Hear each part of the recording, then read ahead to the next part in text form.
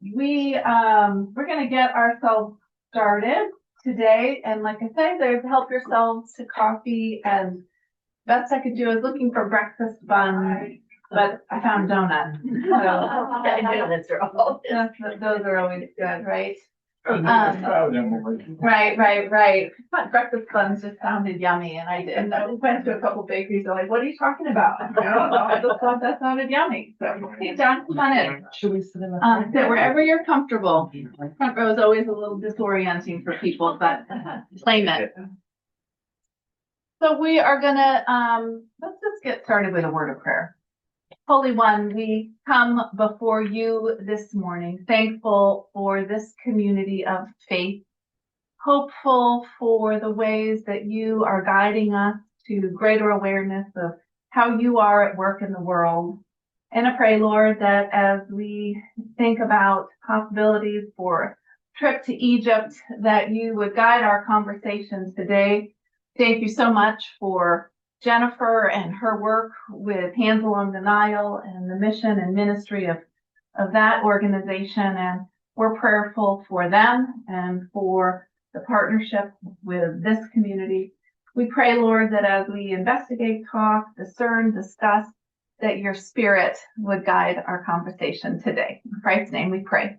Amen. Amen.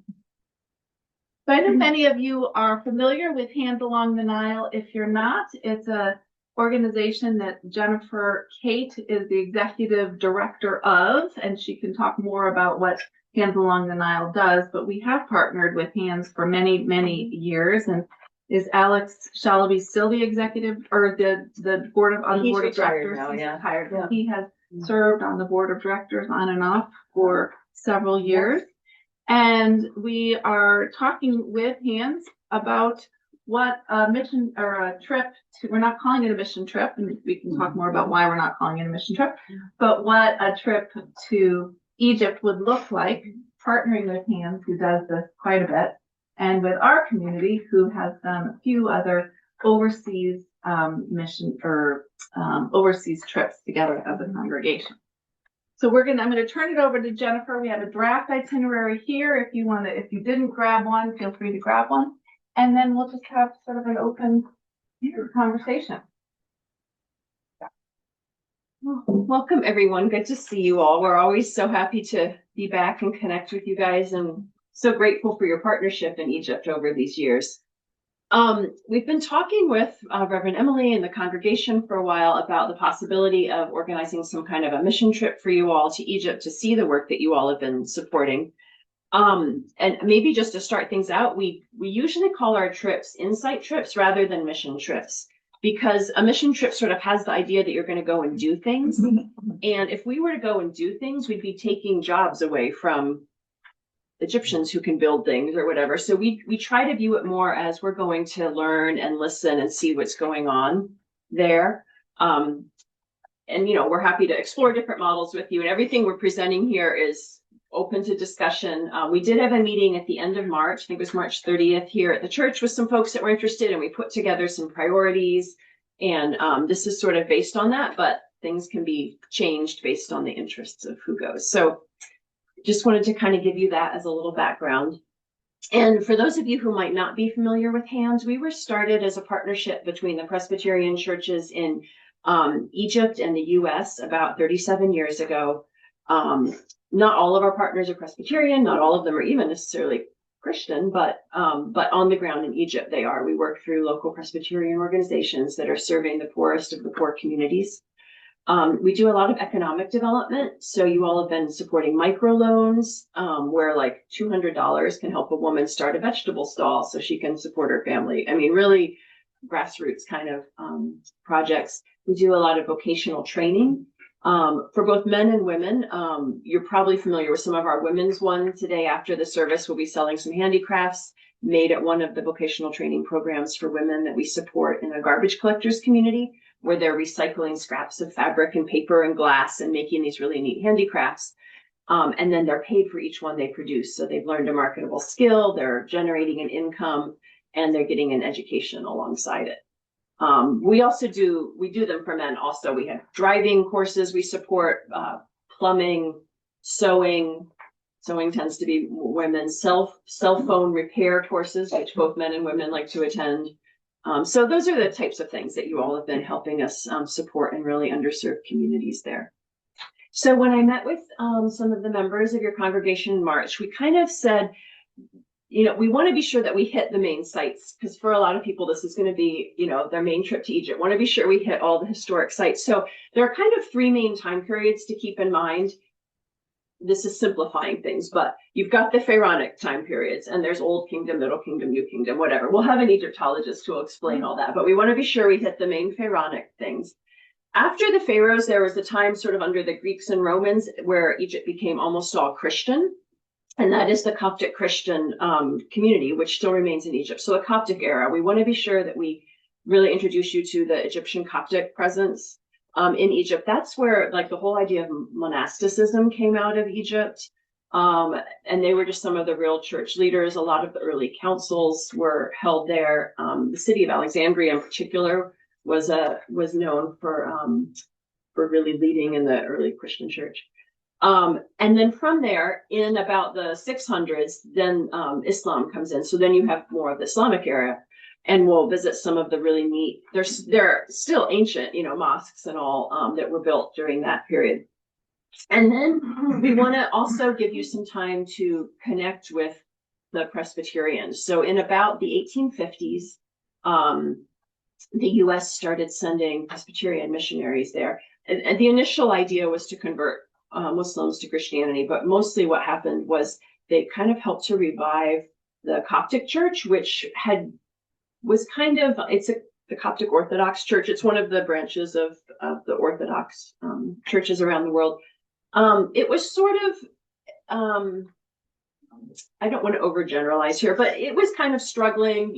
There wasn't a lot of life there. So Presbyterians came from the U.S. starting in the 1850s, and they started clinics, hospitals, schools. Some of the social service programs that you still are supporting today through HANDS were started then. Really, really impactful. So a lot of people started to come over more to the Protestant side of things. And then what has happened is that it's also helped to spark a real revival in the Coptic Orthodox Church. So now when you go to Coptic Orthodox churches, they also have Sunday schools and church camps and all of the things that we found that were so helpful in building our community. So it's kind of a complex situation there, and we want to expose you to that. What you'll see here is going to have more of the tour side of things. And then once we kind of agree on that, then we'd like to slot in like some dinners with families and with people from different, some of those different faith communities. I know Alex and Magda want to have you over. One of our other board members was just telling me this week, they want to host you all. So, we'll have different opportunities for you to engage with people too. And I'm interested in hearing any ideas that you all might have of things you want to be sure to prioritize. So let's just kind of walk through this a bit. Any questions before we get started? Yeah, just on are you going to later maybe talk about the scope of the trip, how many people, that kind of aspect? Yes, we're, our kind of sweet spot is 15 to 25. Okay, good. Sort of our ideal. So this would be a trip that's tailored to Just for your just for your church, yeah. Group. Okay. Unless you just have a really small group, and then I could talk to some other churches we partner with to see if they want to join, but we were thinking it would just be for That's similar to what we've done in the past, right? I think it's similar to like your the Israeli trip yeah. that we did, and we did a Turkey region. Right. Thank you. And you don't have to all fly over together. We can, talk about different options there. That goes to my question. Yes. I wondered, the one thing I missed on the previous trip that I've regretted ever since is I never got to go to some of the surrounding areas. And I wondered if there was room for any extensions or. Yeah, you're welcome to. We can talk about how you want to arrange airfare. Often people will just get their own airfare. If it's a church group, sometimes people will want to come on like two different flights, but kind of come together. And then some people extend and go on to other places. I can see if our travel agent has contacts in the other countries, but if not, there are other travel agencies that do. Okay, good. Yeah, but no, you're welcome to. The group that I just took in January, at least half of them came early for a few days and wanted to do some exploring, and another half of them went off to other countries in the region after. So yeah, you're welcome to do that. All right, and I should say, one thing that we do with our trips to accommodate folks that are not retired who are working, they're about 10 days, and we try to include in there 2 weekends, one of which is a long weekend. So this is built around MLK Day. So yeah, there should be 5 days in there that are already, you'd be off work, hopefully. All right, so I'll just kind of walk you through, and then we can take questions about whatever you'd like to talk about. So our thought is we would arrive on Friday. Depending on the flights you choose to take, you would probably fly out on Thursday. I do think there's a direct Egypt Air flight that I checked that would leave Thursday morning, and you would get in Friday morning. So it's possible if people wanted to take the Egypt Air flight together, you could even get in before our dinner meeting, and then from Dulles, direct from Dulles to Cairo. It doesn't work though on the coming back. It just didn't line up with our days at all. Like you have to leave 2 days early or stay on 2 more days. So, but that is an option. And what we'll do, we're not announcing like a price or whatever until we kind of get everything all settled. But we work with a travel agency. It's owned by actually a Presbyterian gentleman there. There will be a tour guide with us for any time we're visiting historic spots. And the one they've been giving to us recently, you'll love. He's Coptic Orthodox, but he's like very Protestant in some ways. Like he like the story. I mean, he's really interesting. You'll really love him. He really kind of brings scripture alive in different places that you're visiting. And he knows like some of the greats of church history, like that are buried there in Egypt, that I thought only my dad, who was like a missionary, and he would always drag, church groups off to visit, like Gordon McGale's grave and Temple Gardner. I don't even know if you know these people. They're like famous missionaries or whatever, but our tour guide knows them. So anyway, so he's great. So he will be with us. And then also there's always a tour leader who kind of just helps me take care of anything. If you're sick, you need this, you need that, and he helps with everything. So would they help with the airline? After we just want to have the travel agency help with the airline reservations and all that? They could, or I could. Yeah, my team could do that too. Yeah. If we wanted to. Yeah, if you just kind of want to go through somebody else. Yeah. Mm-hmm. And sometimes we will take care of it for groups too. We're happy to do that. So. Okay. But I guess I tell you all that to say that when you arrive there at the Cairo airport, not the tour guide, not the Egyptologist, but the tour leader will be there, will meet you. We usually wrap in the price of the visa. So he'll get the visa for you there, or if we've decided to get them in advance, it's all kind of included usually, depending on how you want to handle that. So he'll meet you, get you into a van from the travel agency and get you to the hotel that we decide to stay in. I didn't put anything down here about the area of town. My recommendation and preference is to stay on the island of Zamalek, which is this wonderful little island right between the Cairo and Giza sides. It's very walkable. I mean, as much as any place in Cairo is walkable, it's walkable. There's like an English bookstore, there's cafes, there's like fun shops around, and it just kind of makes the city of Cairo a little bit more manageable. And Cairo is just a huge city. If you haven't been to a developing country before, you kind of have to brace yourself. It's dirty, it's polluted, there are some challenges. But if you get beyond that, you can really kind of see the beauty of it. And I think Zamalek is a little island that makes it that way, makes it very doable. And there's a great hotel I had our last group stay in. It's a Marriott, and it's built into an old palace there. So you have these palace gardens and these lovely spaces that you can use for meals and stuff. So that's one option, but I'm open to other things too.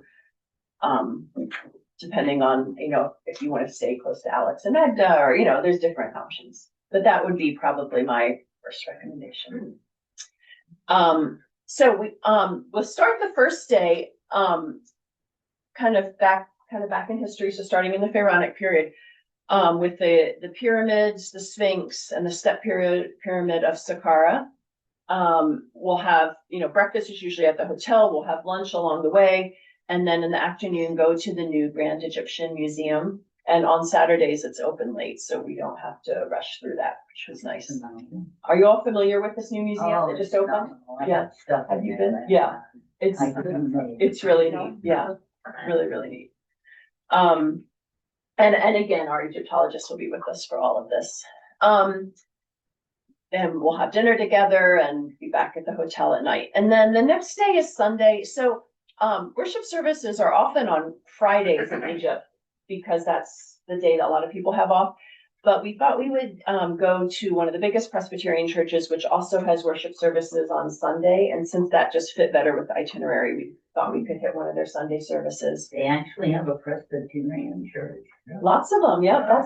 That's who we support there. We work through the Presbyterian church with them. Didn't know that. Yeah. So and they'll have translation, like we'll sit in the back and they'll have little headphones and stuff. And then we can kind of talk about, again, I haven't slotted all of this into this particular version, but we can talk about whether you want to do a lunch afterwards with some folks from the church or, meet with the pastor. We can arrange all of those sorts of things. And if he knows that you all are there, especially that Emily's there, then they'll probably want to be at like a special meeting after the service. And then just because of how things are working out, with the days of the week and what parts of town you want to go to, we thought rather than going to Coptic Cairo would be the next in order in terms of the timeline. We actually thought we would go to Islamic Cairo on Sunday afternoon because Coptic Cairo, all the people are attending church and you can't really get in to visit the old churches. So we thought we would go on Sunday afternoon to Islamic Cairo and visit a couple of the old historic mosques and then explore the bazaar, the Hanafani bazaar. And then on Monday, that is the day that we thought we would go in to visit the Coptic churches of Old Cairo, which are really neat. And you can actually visit some spots, one in particular where they believe the Holy Family is said to have stayed.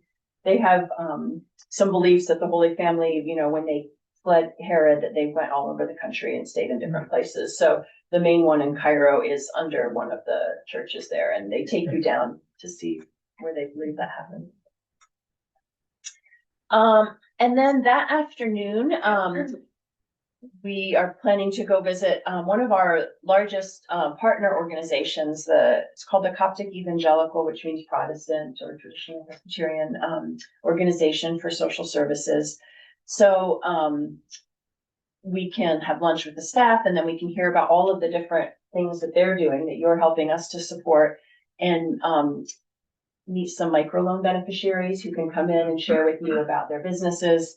If the group is small enough, we can go out into one of the communities, but once the group gets beyond a certain number of people, it becomes a little bit too high profile, and then they would rather bring beneficiaries in to meet with you there in their place. And again, we'll have breakfast, lunch, and dinner all be included all throughout the day. So the next day is Tuesday. This is something that you won't usually see on a tour. I mean, hopefully a lot of these are things you won't see like on a normal tour. We'd like to take you to one of the communities where we work, and you guys have supported this really directly through the handicraft sales that you've supported here, and we're going to have another one of them today after church. There's a part of Cairo where the garbage collectors live. The garbage recycling community, it's predominantly Christian, but there are a lot of Muslims who are in it too. They are people who came to Cairo in like the 1950s and 60s, and they have developed the system of collecting and recycling the city's garbage. So in the mornings, the fathers and the kids go out traditionally in donkey carts, now sometimes in little pickup trucks. And they have a route that their families assigned in Cairo. And they go on that route and they pick up the day's trash and they throw it in the back of the donkey cart, and the kids ride in there and with the trash. They collect all the trash, and then in the afternoon, they bring it back up this hill to their home. And they back it up to the door of their home, the ground floor, the door, and just throw all the day's trash in. And then the women and girls get to work and they squat down in it and they start sorting through all the trash. They don't do source segregation like we do, where you're dividing plastics and, recyclable and non, because they recycle almost everything, 80% of what they collect, which is a lot higher even than Germany. I think Germany recycles 30%, Egypt recycles 80%. But what that means is women and girls are squatting down in this garbage, sorting everything. So they put the plastic in one area and bag it up, and that they're going to sell to one of their families. Their aluminum they sell to another family. The paper they sell to another family. The food scraps they feed to their animals. And because they are predominantly Christian, they've been able to raise this ancient breed of Egyptian pigs, and it eats all of the garbage scraps. Interesting. But you can imagine what life is like for them. And they pull their kids out of school at a really young age to help support this family recycling business. There are health problems because they're getting stuck with needles. It's a really challenging area. So we support a project there. You support a project there that teaches women. It gives them an opportunity to have an education, and then it teaches them a marketable skill. So either weaving, quilting, paper recycling, sewing. There's a couple different skills they can choose. And then they use scraps. It's still all about recycling. The factories donate clean scraps to them, and they turn these things into these beautiful products. So I'm sure you've seen, some of you have bought like tote bags that are woven out of scraps. Or today, I think I have some purses made from soda can tabs, some jewelry made from Nespresso coffee pods. I get so many compliments. Yeah, they're Nespresso bags. Right. Yeah. Like this is one of mine, like this, so this was made from, just some scraps of fabric, and then they sewed it in, and they're getting fancier and fancier as they move along, but now they have like leather straps and things. With the Wassa factory that we visited 25 years ago, that's still in. Yeah, it's way out, outside of Cairo, out And there were near the children pyramids. at the factory, I remember. Yeah, they teach them, weaving, and they're really focused on helping them be really like respected artisans, and yeah, it's a neat model. We can see about possibly scheduling that in. Yeah, that's a neat visit. Anyway, so we'd like to take you there, and I think I just took a group in January, and they're still talking about this trip. They're like, everything else was cool. Pyramids are great. Valley of the Kings is amazing, but to be able to go in this little bus, we move from, if we're in a big bus, we move to little buses, and we go through these little tight alleys, and the donkey carts and the trucks full of garbage are like on either side, and our driver is like weaving us through these little alleys, and the smell, you can imagine what it's all like. It's just very intense. And then you come into the school for women, and they're learning these skills. They're also getting an education, which is important to note, and their kids are too, and they have healthcare there. So it's a really comprehensive program. Anyway, so we'd love to take you there. And then after that, it's right near the Citadel of Salahuddin, which overlooks Cairo, with Muhammad Ali Mosque in it. And that's a great kind of overview of the city. And we'll arrange lunches and dinners kind of in that area. Probably do a dinner at the end of that kind of place, kind of overlooking the city, and we can invite some graduates of our programs to come talk to you and kind of incorporate that in. And then after that, this is kind of our intense Cairo part. Then we're doing the group agreed that you wanted to do a cruise between Aswan and Luxor. So the next morning we would fly down to Aswan. Usually you can leave your big suitcases at the hotel if you want, and you'll just take, if you want, you can just take a smaller bag for the next segment. So when we get there, there's usually time before the boat takes off. We can visit the High Dam, and then we visit Philae Temple, which is sort of a Greek era temple, but it still is in the Egyptian style. It's really pretty. And then we're on the cruise ship, and once you're there on the cruise ship, all the meals and all are included with that. And our same Egyptologist guide will be with us for this portion. So then the next day you visit Komombo, Edfu, and Esna. When you sail, actually a lot, I think on Thursday there's a lot of, that's where the boat's just going down the Nile. It's a really nice, relaxing day. After all the busyness of Cairo, you can kind of just breathe, relax, until we get to the first sites. And then each time we get to one of these temples, we get off with our guide, and he takes us and we do a tour, and then get back on. And then we'll end up at, we end up in Luxor. Oh, and I made a note in there that there'll be, if you're a shopper, there are plenty of opportunities to support local business. Both in Cairo and then in Upper Egypt. You can see, we usually go to a place where essential oils are made, alabaster, papyrus. So there's lots of opportunities to. When they built the Aswan Dam, which I hope them forever, they relocated the greatest temple of all further south. Are we not Abu visiting that? Simbel.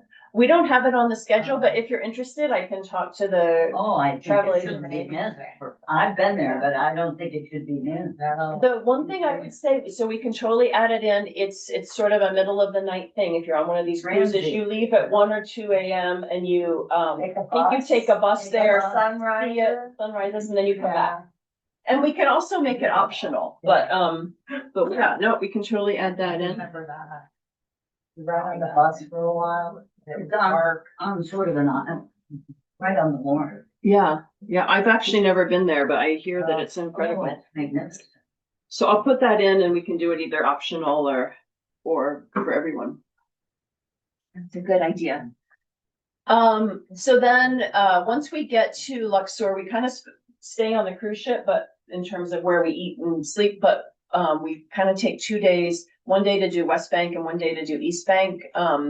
So West Bank is where you visit the Valley of the Kings and some of the old tombs of certain kings.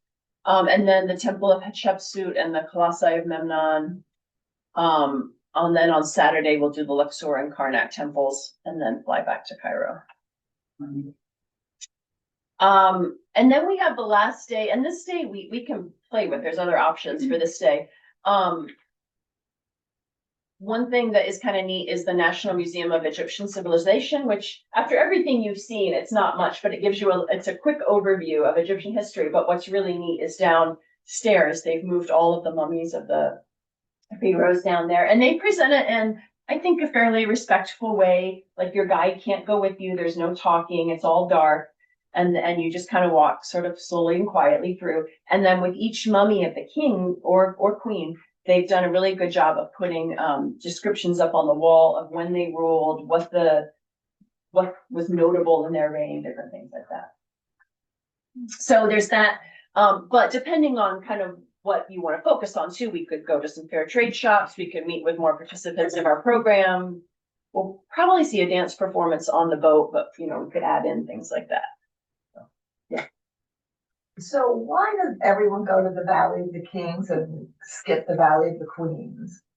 I think just because people have limited time, and so they have to choose one, and since it's kind of more well known, they go there. But Valley of the Queens is phenomenal too. And we're happy to change things around too. I think people just feel like if they're going to Egypt once in their life, they want to hit these certain things. So yeah, that's why they usually do the King. So these are kind of our thoughts. Some other things that we talked about would be like having, like kind of reflections at the end of every day and maybe prayer together, things like that. We would, since we're going as a sort of church group, we would definitely have an option for that kind of reflection on scripture and community prayer time. Yeah. So this is, I know the congregation has done these kinds of, not these kinds, but sort of trips together overseas. And so this is in that spirit, although partnering specifically with Hands to really get to know some of the mission that they are doing. Marian and Rob, as our education representatives, have been sort of in contact with Jennifer, and then Gail Goff, who's not able to be here today because her brother-in-law Al died. We've been praying for him, who's had ALS for 2 years, and he died on Wednesday. So anyway, Gail was at that meeting with Jennifer initially as the mission committee representative. But this is sort of what the group came up with initially as a possibility, and we're thinking January 2027. And I think it's really exciting personally. Yeah, we've been talking about this for years For and years, years. I've been saying, I'm Yeah. going to Egypt, and every year I think this is the Yeah. year. But your kids are It's playing been like college. I know, Yeah. it's been, I think 7 years I've been saying, Yeah. I'm going to Egypt. Yeah.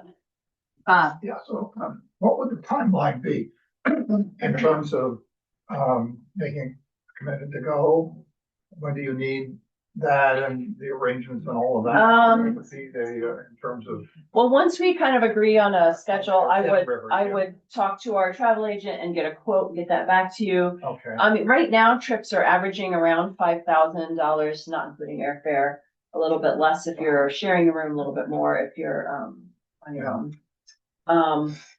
And that's to stay like in these 5-star hotels and have a really nice cruise ship Yeah, and all the okay. meals. And we also incorporate our tips because we have to do tips every day per person for all of the different, our driver, our Egyptologist and our guide. So anyway, so once we kind of get that, get you all a quote. Yeah. Then, we're in May. I mean, it would be great if like kind of during the summer, we can kind of get some commitments. And then we can stagger payments in a couple payments, you know, kind of get just a down payment commitment and then have a couple more in the late summer, early fall. And as you mentioned early on, I think they could make reservations, flight reservations for the group. Yeah, if the travel agent can't, we can. Yeah, Yeah. okay, which would make it easier than Sure. trying to. Yeah. Unless there's some people that just want to do it independently, Right. but frankly, from my standpoint, I would Do you prefer to agree? just Okay. go, Yeah, you know, the group works it all Sure. out and, Yeah. you could probably get whatever rates or, you know, rates that the travel agency does in that regard to group travel. yeah. That would be Karen, what great. was your question? Oh, about travel insurance. Yes, we recommend that. We have a couple companies that we've used. I mean, we're not recommending them officially, but we can just tell you who we use. We do recommend that for everyone. Yeah, that's a good idea. Emily, I think it's time to bring up. the Raise your question question. I Go ahead. Mentioned Yeah. to you. I just have friends who just returned, Mhm.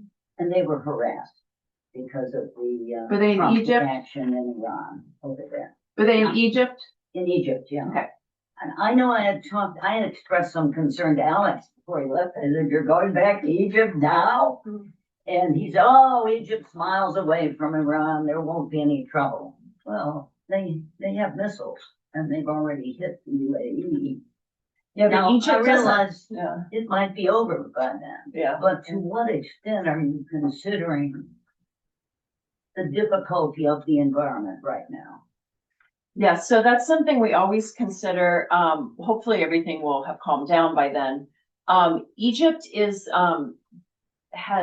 not have any US military bases, so that's why they've been the country in the region that hasn't been, impacted by all this. Except that they're impacted economically, which is one reason why we want to keep bringing groups to kind of help keep the economy going to the extent that we can help with that. In terms of harassment, were your friends traveling by themselves or with a group? With a group. When was They that were travel? walking. When was They that? were traveling with a group, but they were walking, I don't know this group. They were walking by themselves. They were shopping or something like that. Yeah. I mean, the harassment that I'm more concerned about is for young women traveling there. I mean, I left Egypt because I was just so harassed. It was really, really hard as a young woman being there back 20, 30 years ago. So that's like, if we have any young women with us, like if we're moving through the bazaar, I'll just say, hey, could you guys just stay in the middle of the group and, you know, kind of try to be sure they're surrounded. In terms of group harassment, I mean, I haven't had anything like that happen, and we've been taking groups for years through all kinds of different conflicts. But I mean, it's also maybe a good time for a conversation with them and like hear more about, tell us what you think, and we can kind of tell you some of our different thoughts, you know. I think I it's just also, think we as a church group have to consider this somewhat separately from you. Yeah. Because with all due respect, Yeah. it is to your advantage that we do this. Sure. But I think we as a church have to consider I think whether also, it's the right time to do it as we get closer. Yeah. and also we think about how we carry ourselves as Americans That true, in absolutely. where we go overseas. Well, that's That's true. very important Yeah. to I sort think of that's all. be able, right, This is more, I to be able to blend concerned in. about war exploding over there. Yeah, yeah, To yeah. a greater degree. There's Yeah. no advantage going into a war zone, even if we're not right in the middle of it. Mm-hmm, mm-hmm. I think, people get harassed because they're Americans, Yeah. but this is a church group, so I don't think anybody's gonna be wearing their leggings and baseball hats and everything that sticks out that says, hi, I'm an American. Like, they're just, that's why people get harassed, because they just Well, let stick me, out like that, Yeah. I think. let me offer this observation a little bit, because we had a Turkey-Greece trip that we did following the footsteps of Paul years back after the Israeli trip, like a year or two after that. Thing that was interesting in Turkey and Greece is that it was like, I don't know, 95% Muslim, 2% or whatever, Christian maybe. When we went to Israel, we brought our Bibles with us because we visited different sites. And we would have, as you all, those of you that went would remember, we would read passages that were relevant to that site. Or we meet for Bible study at the end of the days, things like that. Turkey, Greece, we were told, don't bring your Bibles with you when you're going to different sites, because it was frowned upon. Now, I mention that because it was a totally different environment, but I have to say that, I never really felt threatened in any way. It was, in terms of that, but you just had to be aware that, you didn't want to, have your Christian faith sort of in the face of people that might be around you. So I didn't have any issues, and I don't think any of our group, other folks here that went as well, I'm not sure, had any issues. We were a church group and we were going, and it just worked well. Yeah. Everything was great, okay? But I only share that because I am not as concerned as you are about the situation based upon the way you described it, frankly. And traveling as a group, I think would be fine. I have also less concern about the Iran thing. I think it's going to be the time to get to January. Rob, did you have something you wanted to address? No, I think, we talked about this a couple months ago, Right. Jennifer, when you were in, and I'm okay. I think it's okay. Americans are hated in the world right now, to be very honest with you. There were we were in Zurich 10 days ago, there were 250,000 people with an anti-American protest in Zurich. If Switzerland is protesting against Americans, you get an idea of how Americans are respecting the world today. But I'm okay. I understand this is a group, and I think we're gonna. I am not particularly nervous about the safety of this group in Cairo or on the Nile. And I think that's something we would need to check ourselves. How are we am I myself comfortable going on this trip, as far as, I do think women have a different issue sometimes. well, that's clearly. But if you're with a group, it changes entirely. My experience of going to Egypt has changed entirely from being with a group or even just being with our Egyptian colleagues. It's totally I had different. never had problems when I was there before, but that was a long time. Were you by yourself? No, I was part of a group. Okay, but yeah. We won, my husband and I wandered. Yeah. Well, it's because you had your husband with you. Yeah. If you're by yourself, it's Yeah. it's mostly flirting, but it's kind of constant, and sometimes there's pinching and other things involved, and so that's just what I want to try to avoid. And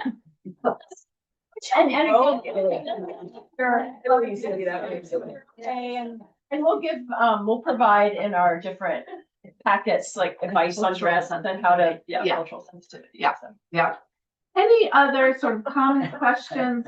Personally, I feel like this is a very exciting opportunity for our community, and I'm delighted to see so many people here today. And I know Gail and John would be here if they could be. Charlie Nahmidian had told me he would be here if he could be. So I think there is genuine interest and enthusiasm for the possibility and for what's ahead. Rob.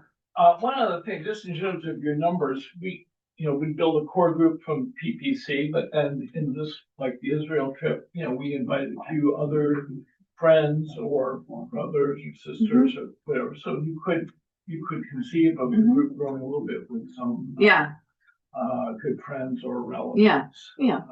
So please point that out. Yeah, that's a good. You said your sweet spot was 15 to 25. If it got bigger than 25, would you tap it, or I would need to talk to our travel agent. We have a group going next summer for this big eclipse and we capped it at 30, but people still want to go. So we're kind of, we just have to check on the bus situation and, you know, it's just a little harder to move around the bigger you get. Yeah. But if there are that many people, I'll talk to the travel agent and see what we can do. I mean, I think that the buses are big enough. I forget how many they can fit, but The place I wanna go is Petra. I'd love to Let's do a little not- 3-day trip to There. Petra before this. Different place. yeah, you're welcome to. And then just meet us there. I'll say. I mean, I don't have an in there, but I can see, maybe our travel agent is able to help, or if not, we can. One of the great Yeah. cities, Yeah. ancient cities that's still there for us to look at. Any Yeah. other questions for, Jennifer or comments about Egypt?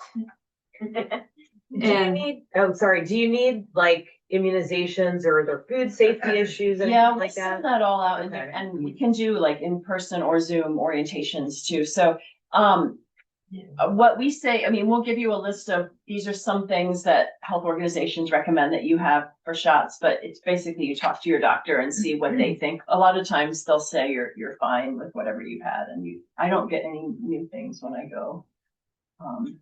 But in terms of food safety, yes, that's a big deal. And we will encourage you not to eat fresh, fruits and vegetables unless you're peeling it yourself. It's just, I don't know if I think it's just something in the water. It's like when you travel to many countries, right? There's something in the water that our bodies just aren't used to. But the other thing that we'll recommend or that we'll offer as an idea is to bring Pepto-Bismol and those little tablets, but you take it, what's it called, prophylactically, you take it before you eat. And that coats your stomach and that can help too. I will tell you this last trip that we just had to Egypt, nobody got, had any, we were all really good. Even I didn't drink any fruit juices. They have amazing fruit juices and we were all really good and nobody got Was sick. that a church trip, the one you did in January? Not really. Well, I know you've done. it was a core group, was from, my church in DC, but then Okay. they all brought their friends. So it was people Okay. different. All right, well, Jennifer will be with us after worship in Fellowship Hall, so if we want to continue the conversation or have more questions or see some of the crafts or purchase some of the crafts for graduates or whomever, that's available today. And then, Rob and Karen have contacts in Egypt, someone's Yep. sibling Yep. is there, so have been several times and have sort of a Egypt connection. Marianne has been helped to pull together overseas tours, so she can also help us or maybe share any of those experiences that she has with that. And I think we're moving forward with this exciting trip in January, and hope that we'll have a sort of a core group and be able to uncover and discover some of these new or ancient new places from scripture. Sounds really good. Yeah. So, thank you for being here. Now we're going to shift to worship.